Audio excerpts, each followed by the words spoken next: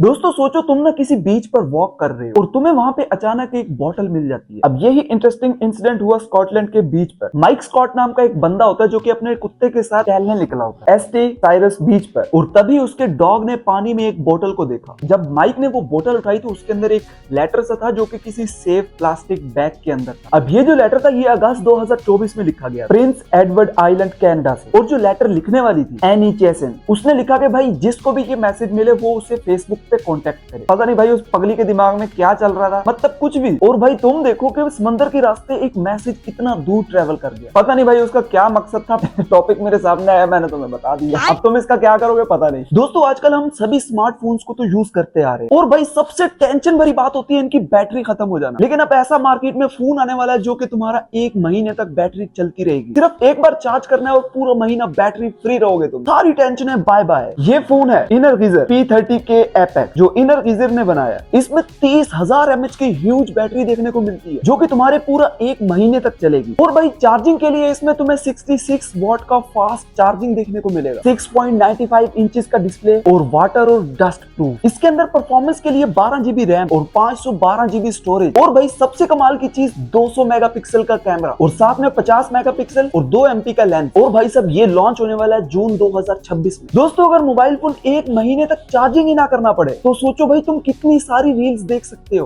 कितना सारा टाइम जाया कर सकते हो। है ना कमाल की चीज। दोस्तों हम इंसानों ने ना काफी सारे रोबोट्स बना लिए हैं जहां तक मुझे पता है। अगर तुम मेरे चैनल को रेगुलर देखते हो तो तुम्हें काफी सारी वीडियोस मिल जाएंगी रोबोट से रिलेटेड। और भाई ये भी देखने को मिलता है कि अक्सर रोबोट्स इंसान के ऑर्डर को अच्छे से फॉलो कर रहे हो। लेकिन दोस्तों सोचो अगर रोबोट को ही पुलिस पकड़ के ले जाए। क्या बात कर रहे हैं? अब ये अजीब इंसिडेंट हुआ मकाऊ चाइना में। अब जो है एक ह्यूमनॉइड रोबोट रोड पर चल रहा था जब उसका सामना हुआ एक 70 साल की बुढ़िया से। अब जो वो बुढ़िया थी वो अपना फोन चला रही थी और उसे ऐसा महसूस होता है कि यार उसके पीछे तो कोई खड़ा हुआ है। और जब उस बुढ़िया ने ऐसे मुड़कर देखा तो पीछे एक रोबोट खड़ा था और वो बुढ़िया इतनी डर गई कि उसने चिल्लाना शुरू कर दिया और साथ ही ये भी कह रही कि भाई तूने तो मुझे डरा ही दिया। जैसे ही वो औरत डरी तो रोबोट ने अपने हाथ उठा लिया कि भाई मैंने कुछ नहीं किया। अब वहां पे जितने भी लोग खड़े हुए थे वो सारे पीपल आर पीपल, उन्होंने अपना मोबाइल फोन निकाल लिया और वीडियो बनाना शुरू कर दिया। And then people calling police. Police आती है जल्दी से। वैसे उत्थे दी पुलिस बड़ी टाइम नाल आ जाती है ते आंदे नाल ही रोबोट नु नाल ले गई। और भाई बाद में पता चला कि ये जो रोबोट था ये एक एजुकेशन सेंटर का था और एक दूर कहीं एकेडमी थी वो उसे रिमोट से बैठ के कंट्रोल कर रही। ऐसे में पुलिस ने उसे वार्निंग दी कि भाई ऐसे जो एक्सपेरिमेंट है तू कर रहे हो करते रहो बैठ के, हमें कोई मसला नहीं है, लेकिन हाँ जरा लोगों से डिस्टर्ब ना करो, लोगों से दूर रह के किया। दोस्तों अब तो रोबोट्स पगलू भी इंसानों को डरा रहे हैं। हद हो गई है वैसे। हाँ माना कि वो टाइम अभी दूर है, रोबोट्स कब्जा करेंगे सारी चीजों के, वो अलग चीज। अब तुमने बचपन से वो वाली कहानियां सुनी होंगी कि भाई आधा हिस्सा इंसान का और आधा हिस्सा जानवर का, जिसे तुम लोग मरमेड कहते हो।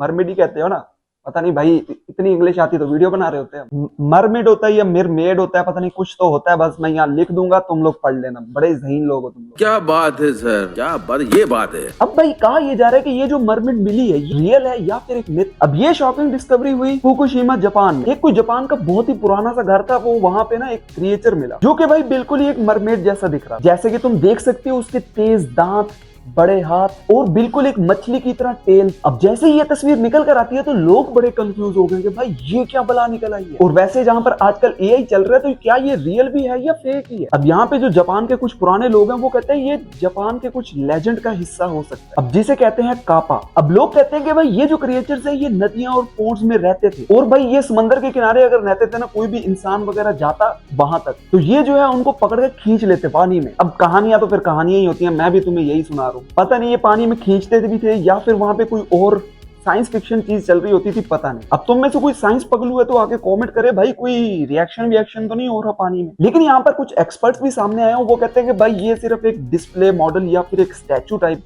लोगों ने बना के रखे होंगे, हमें नहीं लगता कि ये भी है। और ऐसे में अब ये मिस्ट्री सॉल्व तो नहीं हुई। वैसे दोस्तों इस तस्वीर को देखो, अगर ये सच में हो जाए तो दोस्तों आजकल ना हम गूगल मैप्स का बहुत ज्यादा यूज करते हैं। कहीं भी किसी रेस्टोरेंट पे जाना हो या फिर कोई भी हम ट्रैवल कर रहे हो तो हमें रास्ता नहीं समझ में आ रहा होता तो भाई ऐसे मोबाइल खोला, गूगल मैप्स पे गए, धड़ाधड़ रास्ता देख के तो हम पहुंच जाते। लेकिन भाई गूगल मैप्स के अंदर ना एक बहुत ही इंटरेस्टिंग फीचर है जो तुमने कभी नहीं यूज किया होगा जहां तक मुझे पता है। हो सकता है तुम में से 50% लोगों ने उसको यूज किया भी हो जो कि ज्यादातर ट्रैवल करते हैं उनके लिए हो सकता है, लेकिन जो नॉर्मल है उसने कभी नहीं यूज किया। अब मैं तुम्हें थोड़ा सा प्रैक्टिकल करके दिखाता हूँ। अब जैसे कि भाई मैं अपने गूगल मैप पे आ चुका हूँ तो यहाँ पे ना तुम देख सकते हो ये सर्च बार आ रही है, ठीक है। यहाँ पे जाके तुम अपना एड्रेस मैं ब्लर कर दूंगा, ठीक है। यहाँ पे ना सर्च बार में जाके ना, यहाँ पे जैसे सर्च बार आती है, सर्च बार में जाके तुम कुछ भी एरिया, कुछ भी होटल, कोई भी रेस्टोरेंट सर्च करते हो, तुम वहाँ की लोकेशन मिल जाती है। अब तुमने करना यूं है कि जैसे ही तुम यहाँ पे सर्च वाले ऑप्शन में, नीचे एक गैस का ऑप्शन आ रहा है, ठीक है, जैसे ही तुम गैस पे सिलेक्ट करोगे तो यहाँ पे, अब मैं तुम्हें यहाँ पे दिखा देता हूँ, जैसे कि हल्का सा अगर मैं तुम्हें यहाँ पे दिखाऊं, हल्का सा तुम्हें अगर मैं यहाँ पे दिखाऊं, तो ये देखो पेट्रोल पंप लिखा हुआ है। ये तो हो गया तरीका। मैं तुम्हें बताता हूँ कि ये किस तरह से होगा। जैसे ही तुम अपने सर्च बार के नीचे गैस पर क्लिक करोगे ना, उसके बाद वहां पे ना काफी सारे ऐसे ऑप्शन आ जाएंगे जहां से तुम अपनी गाड़ी की जो गैस और पेट्रोलिंग है वो फुल करवा सकते। और इससे होगा क्या, अब तुम किसी लंबे सफर पे जा रहे हो भाई, एक शहर से दूसरे शहर, वहां पे रास्ते में तुम्हारी गाड़ी का पेट्रोल खत्म होने वाला है, तुम यहाँ जाओगे गैस वाले ऑप्शन पे, तुम्हें वहां पे नियर में जितने भी गैस स्टेशन, पेट्रोल पंप सारे जितने भी होंगे उनकी एक लिस्ट आ जाएगी, और ये भी बता देगा भाई कितने किलोमीटर दूर है। और हाँ, और भाई यहाँ तक के बाहर के कंट्रीज में अगर देखा जाए ना, इस ऑप्शन को इस्तेमाल करें तो वहां पे एक तो ये बताएगा कितने किलोमीटर दूर है कौन सा पेट्रोल पंप है और उनकी प्राइस क्या चल रही है। यहाँ हमारे कंट्री में तो अभी तक बहुत पीछे चल रहे हैं हम, तो इस वजह से प्राइस तो नहीं शो होगी, लेकिन हाँ नियर में जितने भी पेट्रोल पंप, गैस स्टेशन होंगे वो सारे दिखना शुरू हो जाएंगे। तो भाई ये उन लोगों के लिए काफी ज्यादा यूजफुल हो सकता है जो ट्रैवल का शौक रखते हैं। ऐसी बस एक छोटी सी अपडेट थी, तो मैंने कहा बता दूं, तुम्हें पता होना चाहिए।